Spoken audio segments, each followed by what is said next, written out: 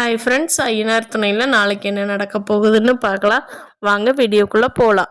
நல்லா ஃப்ரெஷ் ஆகிட்டு வந்தோடனே எனக்கு ஒரு ஹெல்ப் வேணுங்கண்ணா அப்படின்னு சேரனை பார்த்து கேட்குறாங்க. சேரன், ஏம்மா ரூம் பார்க்க சொன்னது தானே, நான் பார்த்துட்டே இருக்கேம்மா அப்படிங்கிறாரு. இல்லைண்ணா வேறொரு ஹெல்ப்பும் வேணுங்கிறாங்க. அப்போ சோழன் பக்கத்தில் தான் இருக்காரு, என்ன வேணும்னு சொல்லுங்கள் நான் பண்ணி தர்றேன் அப்படிங்கிறாங்க. நிலா நான் அண்ணா கிட்டத்தான் கேட்கணும்னு சொல்லி வேலையை பற்றி கேட்குறாங்க.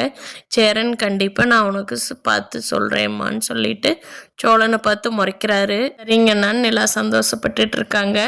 சேரன் எல்லாரும் கிளம்பி வேலைக்கு போயிடுறாங்க. சேரனோட அப்பா மட்டும் வீட்லேயே தண்ணி போட்டுக்கிட்டு பழைய பாட்டெல்லாம் பாடிக்கிட்டு அவரோட கடந்த கால கதையெல்லாம் சொல்லிகிட்டு இருக்காரு. பாவம், அவரும் இது வரைக்கும் யாருக்கிட்டும் சொன்னதில்லை. நிலா தான் கரெக்டாக கிடச்சிருக்காங்க. நிலாட்ட சொல்லிகிட்டு இருக்காரு.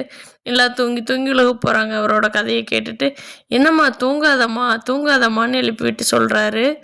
அதை கேட்டு நிலா, பாவம் இவருக்குள்ளே எவ்வளோ கவலை இருந்தால் நம்மக்கிட்ட இந்த கவலையெல்லாம் சொல்லிகிட்டு இருப்பாங்க.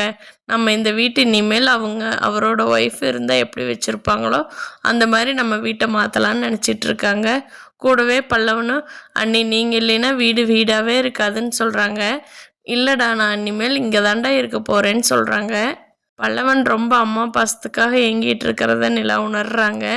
அதே மாதிரி சேரனோட அம்மா இருந்தாங்கன்னா எப்படி இருப்பாங்களோ அதே மாதிரி இந்த வீட்டை மாற்றி நிலா தொடர்ந்து இந்த வீட்டிலேயே தங்குவாங்களாங்கிறத பொறுத்திருந்து பார்க்கலாம் ஃப்ரெண்ட்ஸ். தேங்க்யூ.